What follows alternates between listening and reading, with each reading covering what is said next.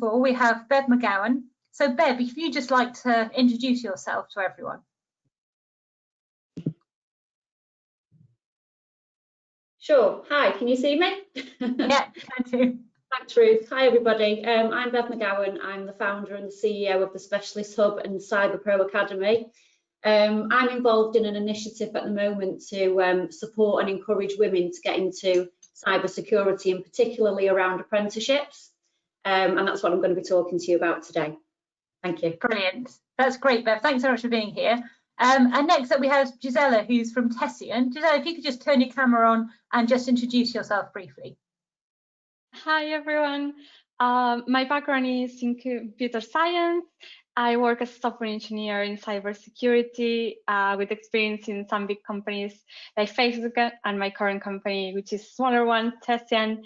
I also care deeply about gender diversity in the industry, and I volunteer for several initiatives like WISE, Young Professional Sport, and I'm also co-leader of Pi Ladies London. Fantastic, that's brilliant. Lovely to have you here, Gisela. And finally, we've got Sarah Burnett, who's the chair of BCS Women, among many other things. So Sarah, if you could just introduce yourself.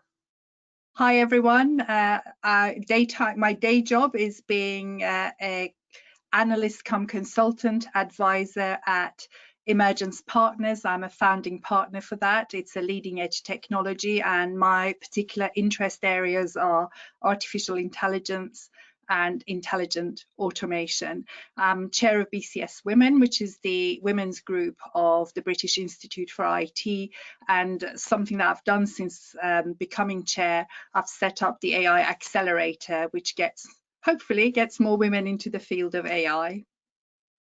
Fantastic, that's brilliant. Love to have you here, Sarah. So just a reminder for those who've just joined us, you'll all be on mute as attendees.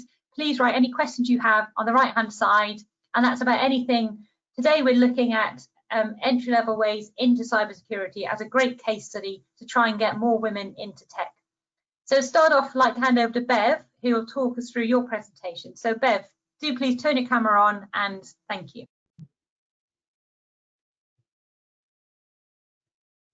Thanks, Ruth. Okay, can we move to the next slide? Great. Okay, so I'm just going to cover today a little bit about me, my journey, and what we do at Cyber Pro. A little bit about cybersecurity skills gap, some of the barriers identified for women, and then the Women in Cybersecurity Apprenticeship Initiative, which we're working on at the moment. Next slide, please. So a little bit about me. So I'm CEO and founder of Specialist Hub and Cyber Pro. So we're a training and consultancy organisation, and also cybersecurity services. We have a training academy in Manchester. I'm also chair of the Cyber Expert Group, which is a Greater Manchester Police and Manchester Digital Initiative.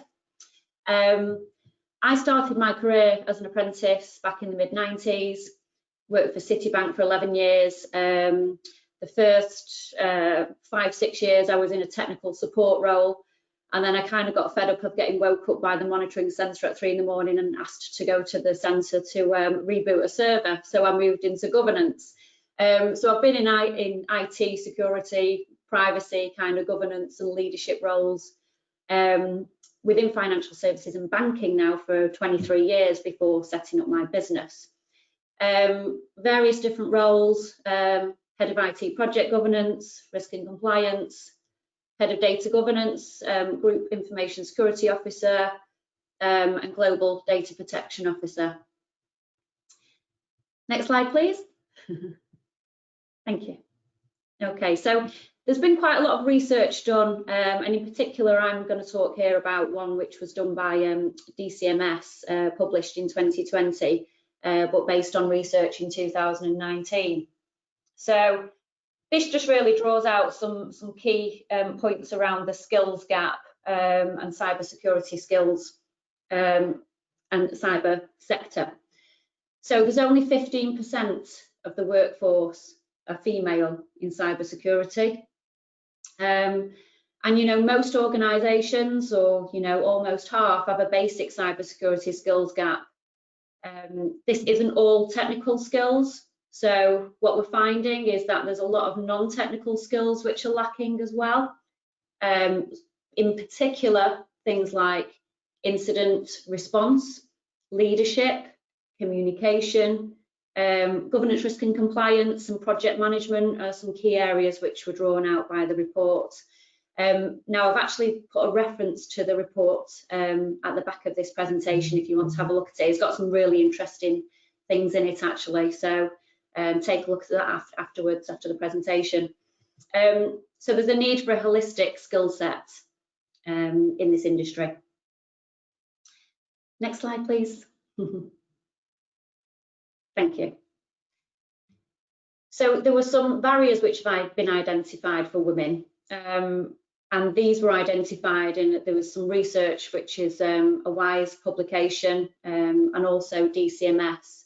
And also as well through speaking to our network, these are things which come up time and again. So the first one really is around the lack of understanding, I think, around, you know, what are cybersecurity roles? What are the pathways? You know, where do I start and what's involved? How do I develop? So this is preventing people from entering this sector. So I think we could be better at providing those pathways and making it clear for people, because there's not just technical roles involved in cyber. I mean, I've been in governance, risk and compliance and leadership for a long time. Personally, I only did 5-6 years of real technical stuff, and then moved into GRC. So there's lots of different types of roles, and I think we really need to raise awareness of those. Flexibility as well. So, you know, in terms of apprenticeships, which I'm going to talk to you about shortly, one of the things that came up, and just training in general really, is a lack of flexibility in how that training is delivered. So for people, you know, maybe single parents or parents who have to drop kids off in the morning and pick them up from school, other care responsibilities, we really need that flexibility in these training programs so that we can accommodate everybody.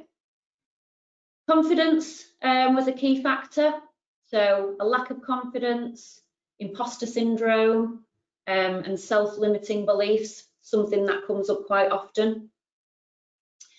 Male dominated as well, so obviously 15% of the workforce are women.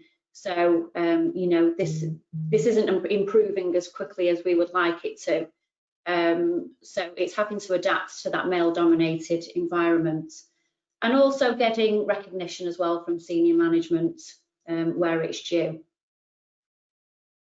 Next slide, please. Thank you. Okay, so cybersecurity apprenticeships are, you know, a key entry point really to get into this field. And I think there's a lack of awareness as well, and particularly with smaller business as well, as to, you know, what's available in terms of the funding, the levy, etc. It can be a little bit of a minefield if you don't understand it. So apprenticeships have huge benefits, I think, for the apprentice and for the employer themselves. So, you know, I started out my career as an apprentice, and I'm actually going back into an apprenticeship now myself. So I'm starting my master's degree apprenticeship in digital at MMU, and I start that in September. So really excited about that. So I've gone into like an initiative with a number of organisations to try and encourage and support women in cybersecurity apprenticeships. So can we just go to the next slide, please? So what we are doing in this initiative is really trying to raise awareness, so raise awareness of the different roles that are out there and available, of the pathways, of the skills that are required. Our apprenticeship is mapped to the level 4 cybersecurity technologist standard. And again, I've put a reference to this at the back of this presentation for you to go and have a look at later. So what we're doing is we're giving mentor support as well to everybody that's on the programme. So that's from somebody that's within this field to mentor the apprentice right from the start all the way through the programme.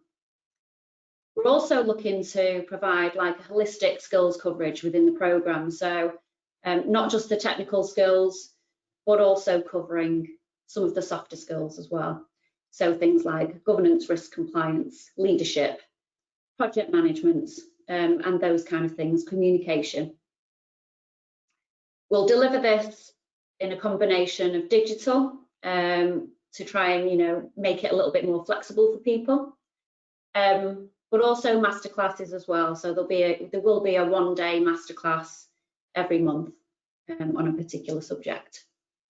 So that's the apprenticeships programme, and that's in collaboration with Education Wise, Academy Wise, and a number of other organisations who are supporting and raising awareness of this alongside us.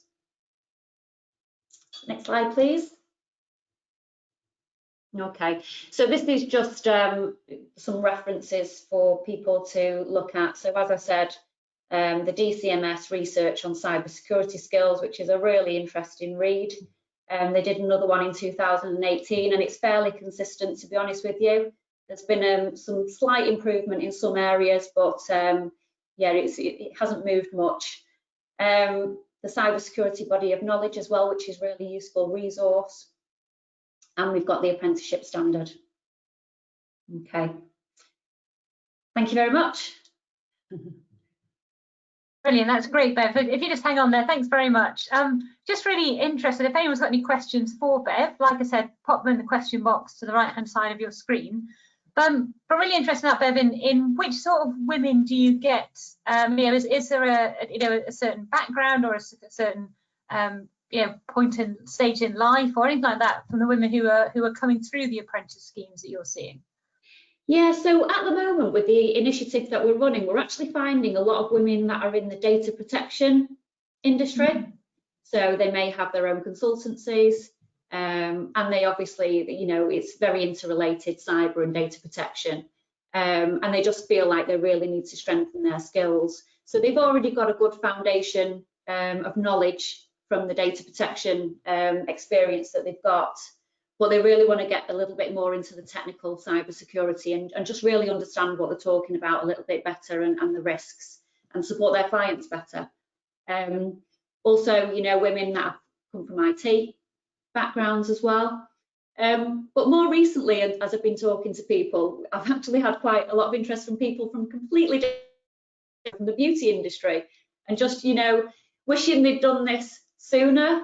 They've now had kids, and they're just really keen to get into cyber, and a lot of the time think it's too late, but it's absolutely not too late. So I think we just, we need to support them better, perhaps with some pre-apprenticeship training, maybe around IT skills before jumping into the actual programme itself. So a real mix.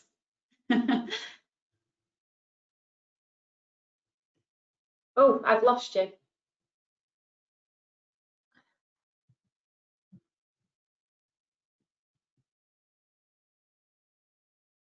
I think I lost my audio there for a second. Sorry about that. The joys of technology, especially on a subject like this. Yeah. Thanks very much, but that was brilliant. And now, Giselle, if you'd like to introduce you.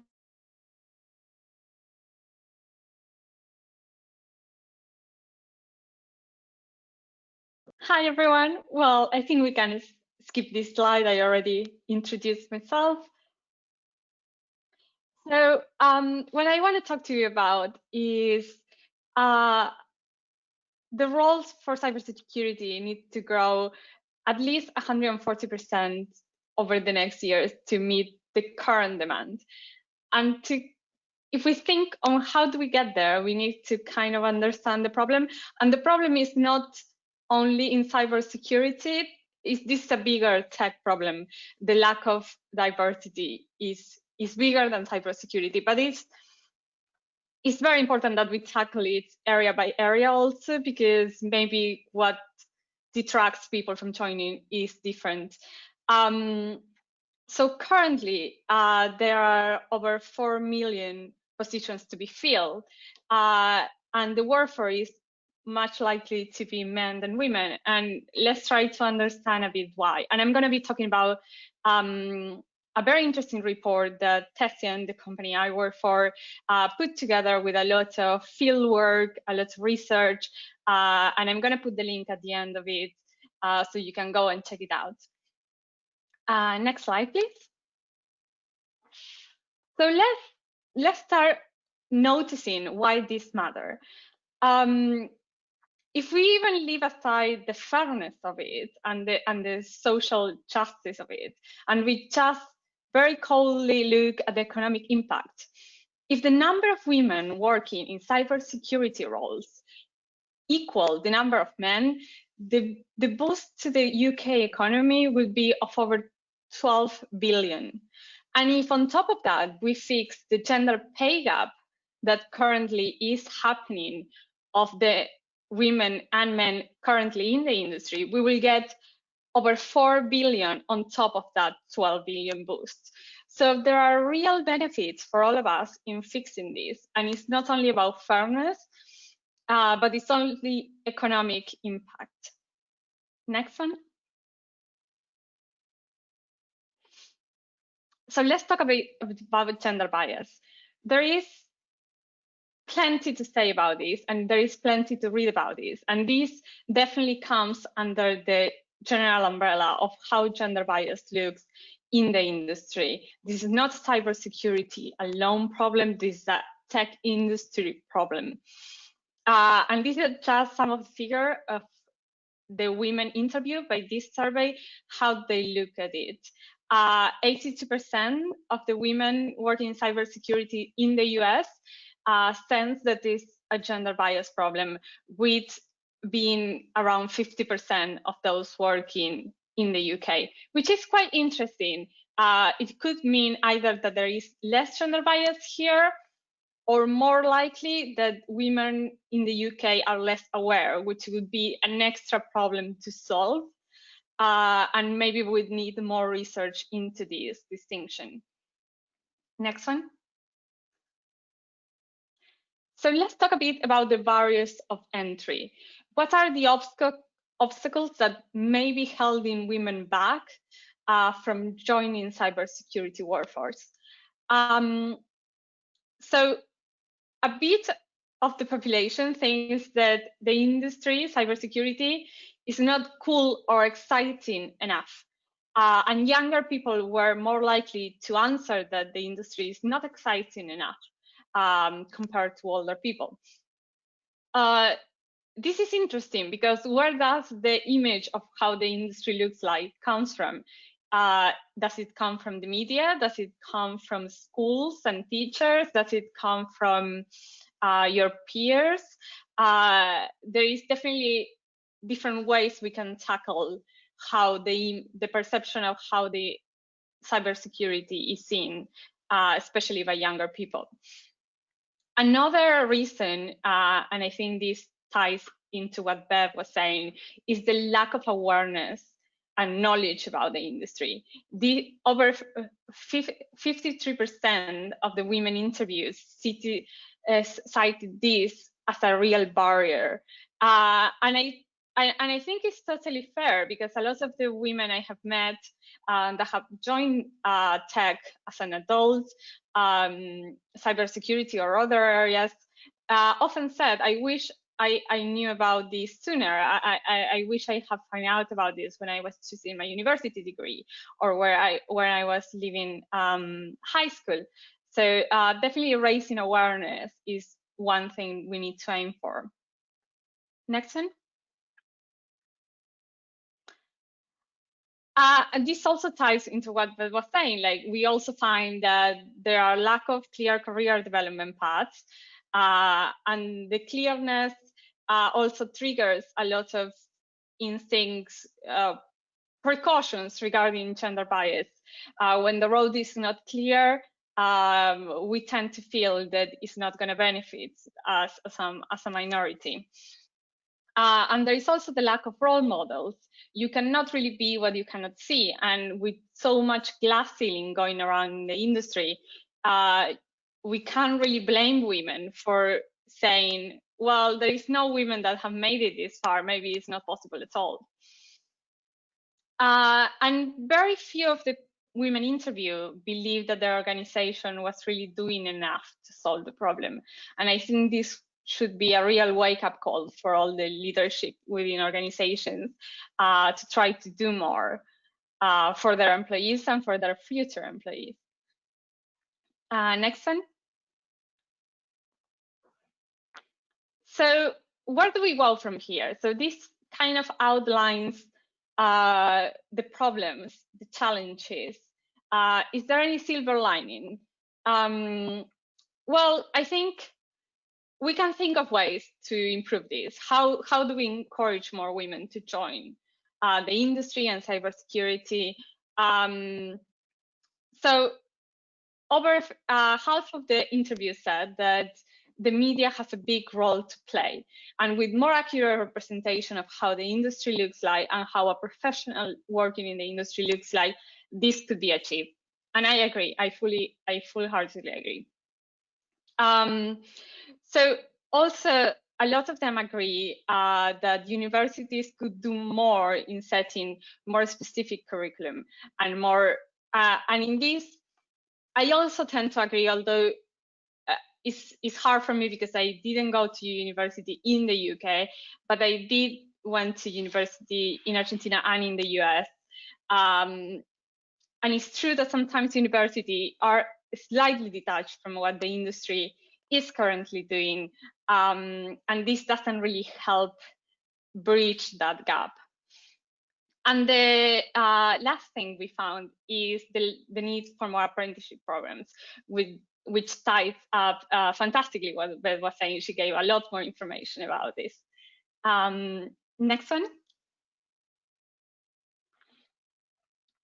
And we also need to talk, coming back to, people don't think cybersecurity as an area is interesting enough, cool enough.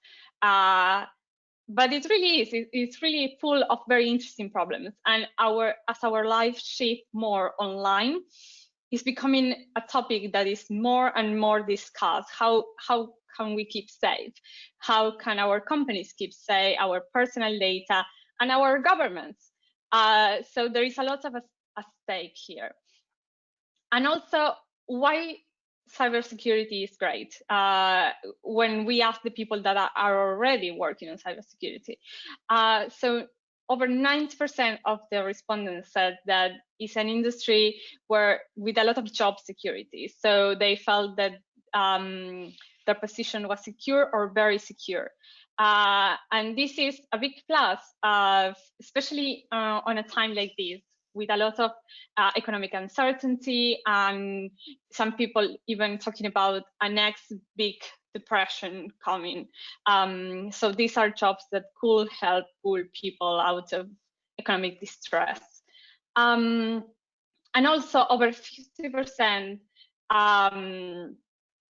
said that this is one of the most important industries as threat becomes more advanced. And I also agree with this. And if you start looking at the news, the BBC and so on, there is a lot of news recently about how attackers are profiting from the situation around COVID and people working remote. A lot of studies showing that when people is working remote, they are less likely to follow on the rules of security rules. And also even some news about governments being vulnerable because they never prepare in terms of cybersecurity.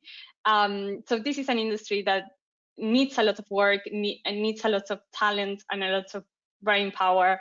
And it would be really great to have more women on board for that. Next one.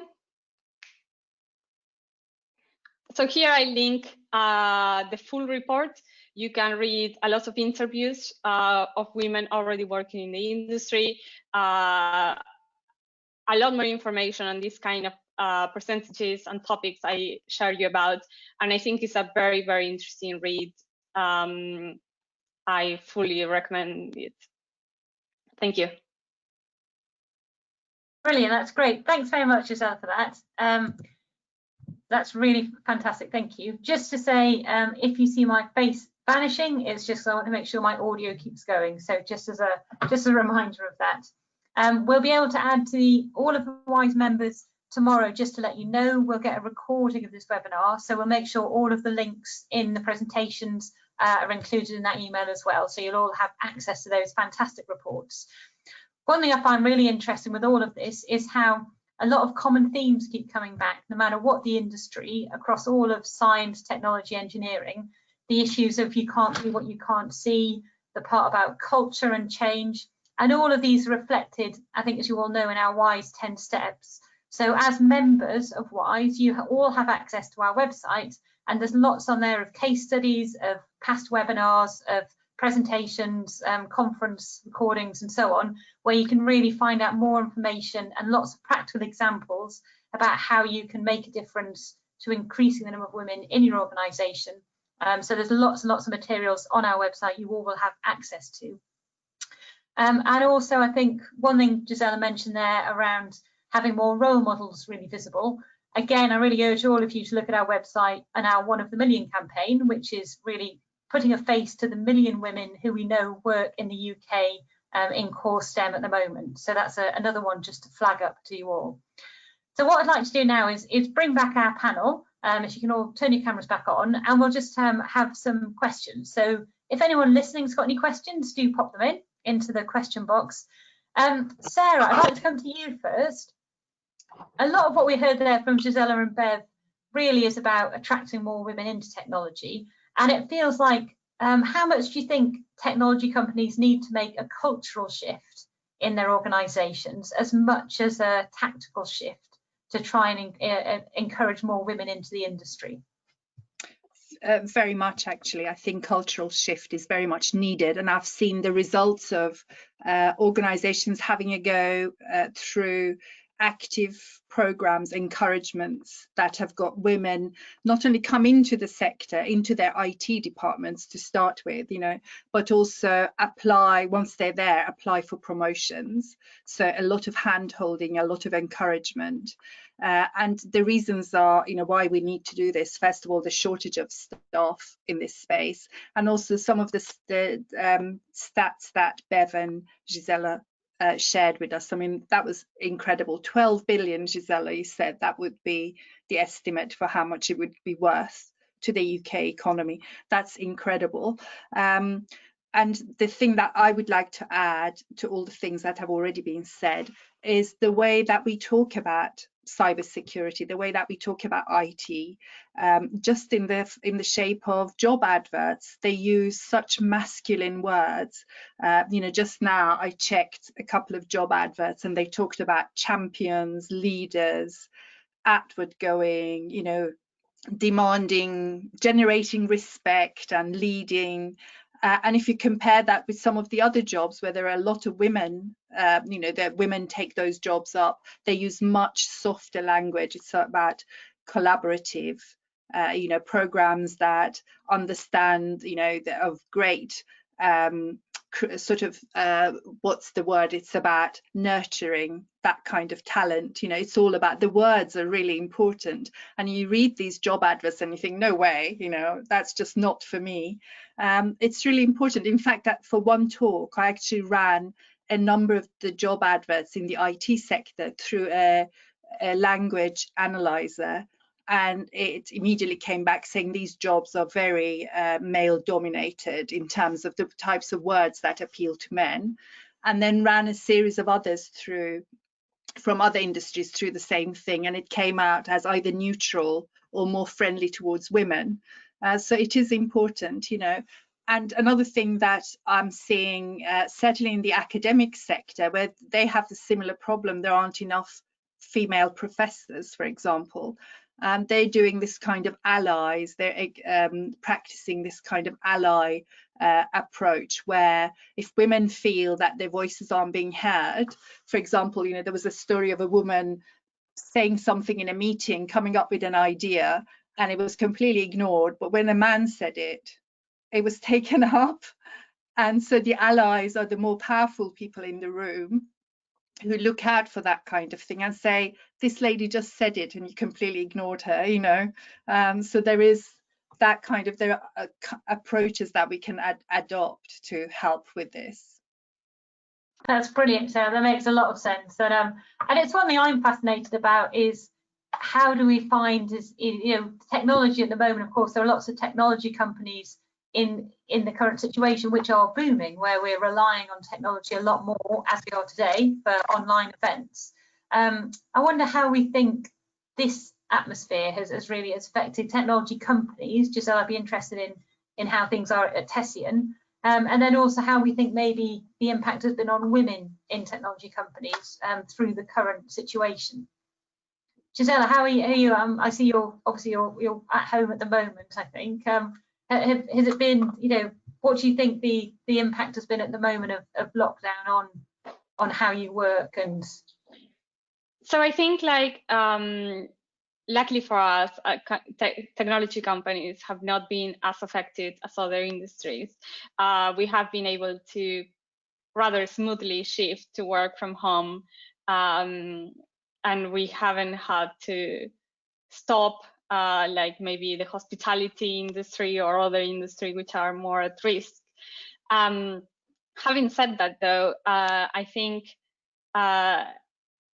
one thing that is clear is because at home there is not a balance in how the workload is spread in the chores of the home, and a lot of that work was being outsourced, and it can no longer be outsourced during lockdown. That is being felt in the availability of people to commit to their work. And I think, like, until we fix that balance at home, there is always going to be it's always going to be unlikely that we manage to fix it at work.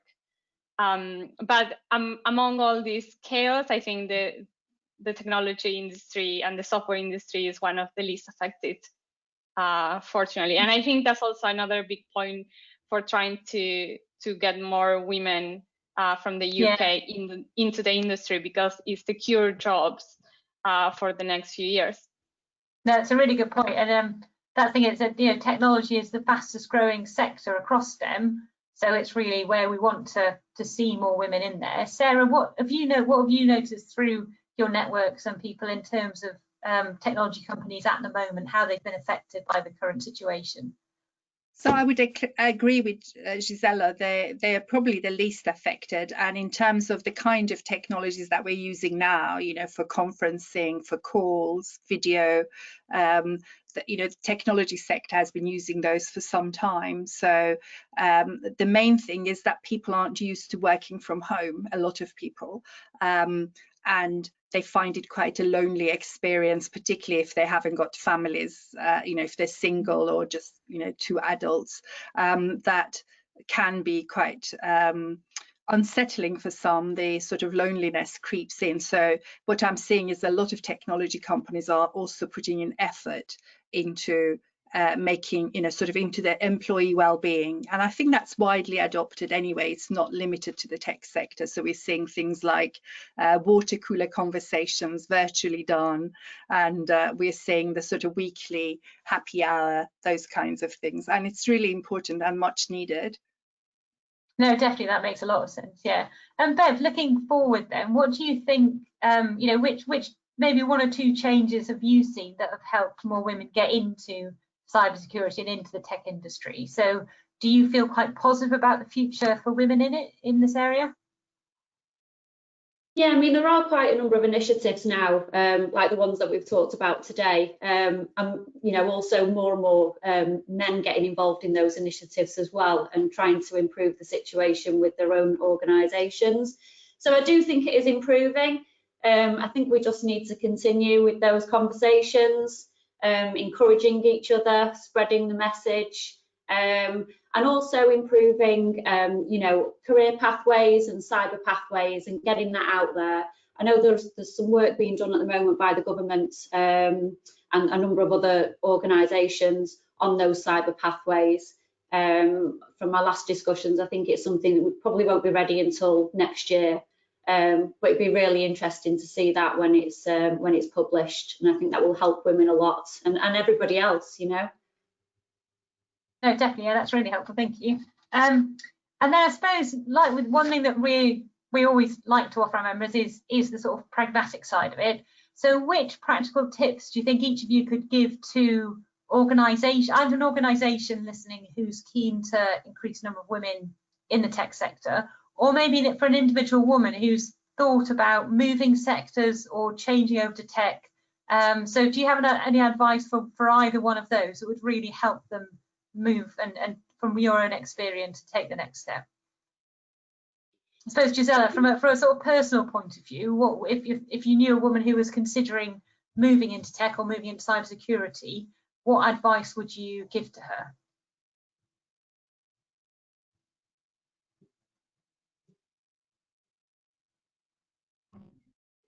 Ah, there it was. It wasn't unmuted.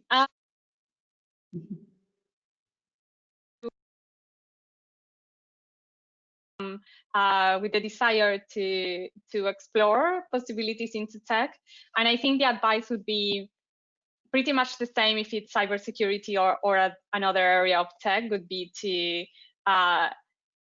first get a community. Is very valuable, is free, and you will get a lot of networking opportunities and also advice. And there is a lot of people really willing to help there, like either pilots or another one related to the technology you want. The second would be there are a lot of free educational resources online. Gather a couple, separate some time and start learning. And if you don't have any formal qualifications, you can put together a sort of portfolio, and companies really value that as an alternative. And I think the third one would be if you don't have a degree, that's okay. There is a lot of people that don't have a degree and work in the industry. Don't wait for years until you feel ready. Just go for it, and remember that men apply to a job if they meet 3 of the criteria listed, and women wait to have 9 out of 10. So don't be that woman, act more like a man. So that would be my advice. That's lovely, and thank you very much. And Bev, if you're looking at either an individual thinking about joining cybersecurity, or a company looking at starting apprenticeships for the first time, what practical advice would you give them? So have a look at the online resources which we provided the references to. So the body of knowledge, which will give you an understanding of the types of skills, and also the apprenticeship standard as well, because apprenticeships, like I said, are a great way to enter the field. But I'd concur what Gisela was saying around, online communities. Try and seek out a role model. Look for a mentor. Quite happy to help anybody to try and find a mentor in this field. If you want to contact me at bev@cyberpro.co.uk, I can help out with that. Yeah, it's great to have somebody to kind of coach you and give you a bit of direction. That's brilliant. That's fantastic, Bev. Thank you. And Sarah, just you, what sort of practical tips would you give to organisations, especially who are looking to increase the number of women they have? Well, I think they need to start in getting to younger generation coming through, so getting them interested. So I think exciting presentations at schools, maybe secondary schools, sixth formers, to talk about what it is, why should they be interested in this, and what kinds of rewards they should expect from a career in this space. I think it's really important. We do run at BCS Women, we do run things like poster competitions and things like that that would then be used at schools for making the subject of interest to older school children. I think it's really important to start helping them understand the potential, and they're so bombarded with media about music and performing arts. They don't really see all the different kinds of roles that there are in science and technology, and there are more organizations can do. You know, some companies actually are taking vans around with fantastic demos, you know, to schools just to show what is the art of the possible, basically. I think these are really important. The other thing is, within the organization, certainly have opportunities for apprenticeships. I think that's really important to bring in new staff, but also within the organization to enable people to move across, change jobs, and, you know, do different sort of learn about cybersecurity and be able to move to a new role. I think that's very important. And the other things that I talked about, things like hand holding, tapping people on the shoulder, saying, do you know you're really suited to this role? Would you like to apply? So encouraging that way as well. Brilliant, no, that's fantastic. And I think, like you've all said about role models, just again, huge thank you to all three of you for being brilliant role models in this field. So I think the future's really bright with, you know, with people like this around. So thank you very much. Thanks as well to everyone who's been listening today. Just to wrap up and say, like I said, as a WISE member, you'll receive an email tomorrow with a link to the recording of this webinar. If you stay on the line, there'll be a couple of questions that come up, just a quick survey to see if you've got any suggestions for future webinars. And to say our next webinar will be on the 17th of June, which is a WISE Connect one, and that's looking at, can we come back stronger from this, from these times? What can we take from learning about flexible working from home, and move that forward to really support women in STEM across the UK.